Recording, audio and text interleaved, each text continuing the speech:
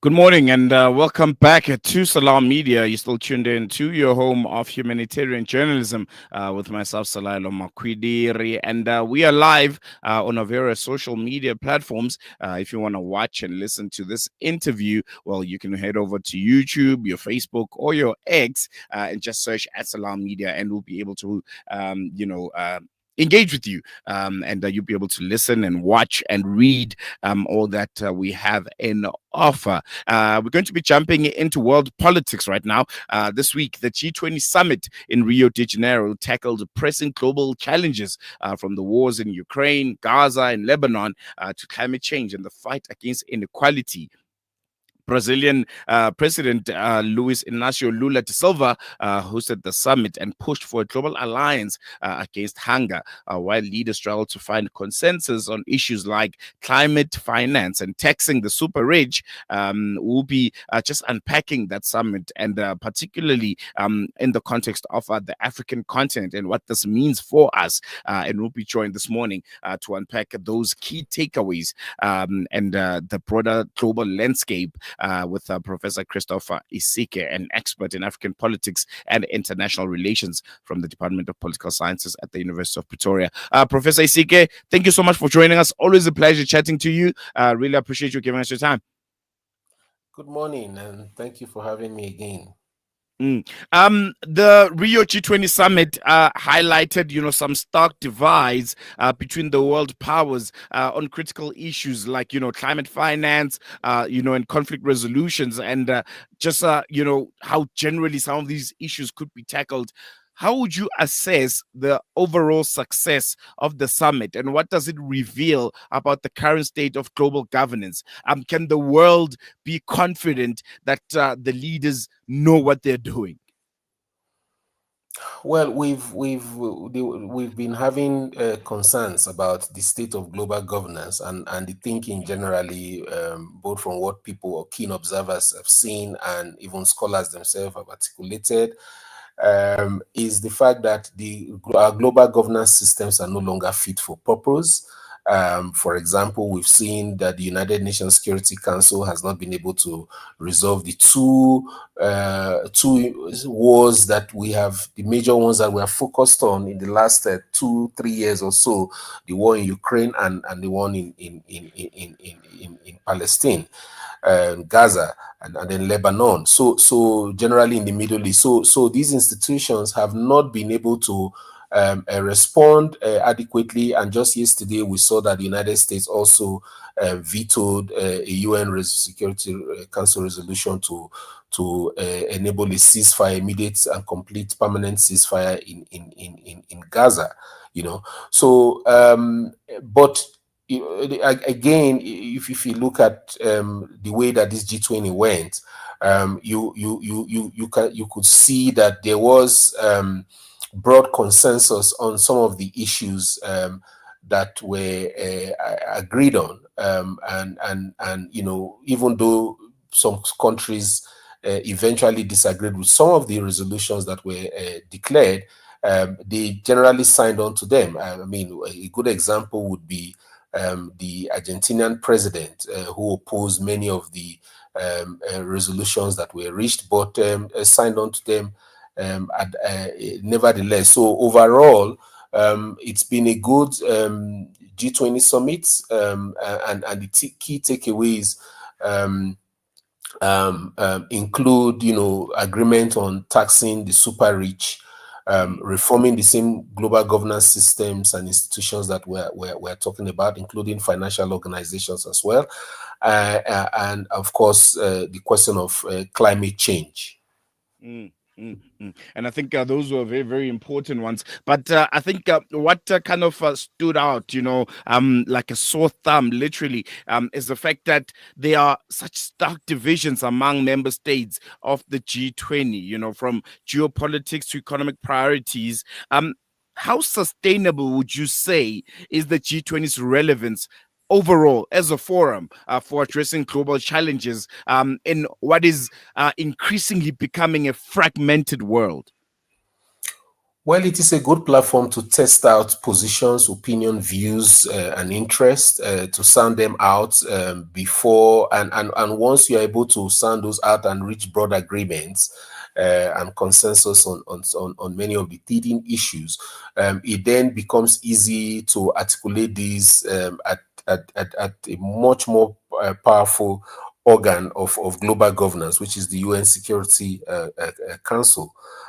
All members of the Security Council are part of the G20. So it is a good sounding board for different ideas, disagreements. And if you listen to what President Ramaphosa said, there were no issues that were off the table, right? The G20 summit addressed virtually every issue, including thorny ones such as the Israel-Palestine conflict in the Middle East, and of course, the one in Ukraine.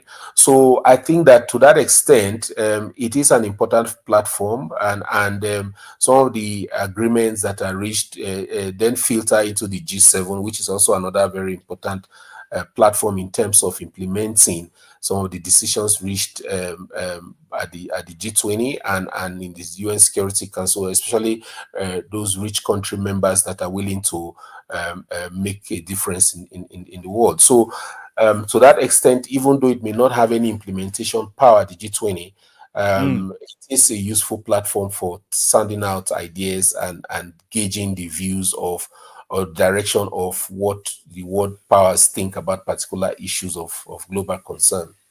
Mm, And I would like us, to focus, I think, on the two most pressing issues right now. When you look at the world and just the state of geopolitics, which is obviously the Ukraine war, and the ongoing genocide against the people of Gaza, and just the general, conflicts in the Middle East. Number one, the war in Ukraine dominated discussions once again, with the United States. I think it was 2 weeks ago, allowing Ukraine to strike Russian territory using American weapons, and Russia threatening retaliation. How likely is it that the G20 can play a meaningful role in de-escalating the conflict when you have probably, the two most critical, members of the G20 in different sides of a war? Well, yeah, that's it. It's really a challenge, and it remains to be seen if the G20 will be useful in that regard. But I think that their role more will have more to do with, uh, um, you know, enabling sustainability and development rather than conflict mediation and prevention. Um, like you said, different countries are on different sides, but the major actors in this conflict are on opposing sides, and we've seen this play out also in the UN Security Council. So I think that at the end of the day, to come down to what individual countries are able to do in terms of mediating peace in this conflict. We have unfortunately seen the case of Qatar withdrawing, for example, from the Middle East peace talks between Israel and Palestine. That's unfortunate. But countries like Turkey, countries like South Africa, in the absence of the United States and China providing any kind of leadership, would become important middle powers that can, sway the conflict in a variety of ways.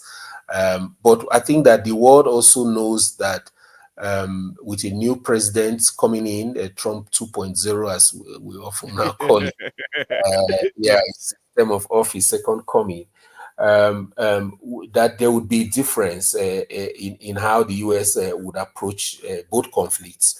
The Ukrainian one, it appears that all parties are beginning to make peace with the fact that there would be a negotiated settlement that will be led by President Trump. And I think what Biden did by allowing the Ukrainians to fire the long range missiles weapons into Russia was to help them. It's a strategic move to try and make them get as much as they can, or in terms of going into a negotiation table, because if you will notice that immediately after the Trump's victory was announced, Russia stepped up its attack in Ukraine, trying to take back the Kursk area that the Ukrainians had had incursions into. So they stepped that up, and I think that this was a response. Although Biden says that the use of North Korean soldiers in the war was a factor in deciding to allow Ukraine fire those long-range missiles, which Ukraine did not waste any time in using. But I think the idea is to shore up the position of each on both sides, both Russia and Ukraine, going into unexpected peace table negotiations, which in any case is usually always the way conflicts of this nature end. I want to bring it home now to focus on Africa and what this means for us. The fact that the African Union has now become a permanent member of the G20. Are we going to be calling the G21 now? I'm not sure. But what does this almost historic decision signify for Africa's global standing and influence? We know that historically African leaders often face challenges when it comes to asserting their agendas. So what does this mean? The fact that the AU, the body itself, it's now part of this big organization. Well, this is one of the positives that came out for Africa from the Biden administration, the push to have the AU in the G20. And I think it's useful working with South Africa now, the first African country to host the G20 Summit. It would be helpful for the continent, and you will see that this probably also emboldens South Africa to play a prominent role in the G20 Summit in Brazil, emphasizing its commitment to advancing Africa's development priorities. And also in amplifying the voices of the global South. So that the impetus of course, South Africa has always championed Afrocentricity in its foreign policy, but I think that being at the G20 and having the African Union fully represented is an automatic ally for South Africa to be more forceful, to be more pushful in advancing Africa's development priorities in the G20. All right. I think we're going to leave it there, Prof. Unfortunately, we have run out of time. But thank you so much for your insights. And always a pleasure having you on the show and having you give us your time and, these little nuggets of wisdom that we really appreciate when it comes to unpacking, global issues that have implications on all of us. Thank you so much. Thank you. Well, there you have it there, Professor Christopher Isike, just giving us some of the key takeaways from this year's G20 Summit, which I think we can call it G21 now, with the inclusion of the African Union, a very, very historic move that could reshape the dynamics and priorities of the forum. We're going to take a quick break. When we come back, News and Views continues. We are here in the middle of a Zahra neighborhood. The whole neighborhood is already destroyed. More than 17 towers are down.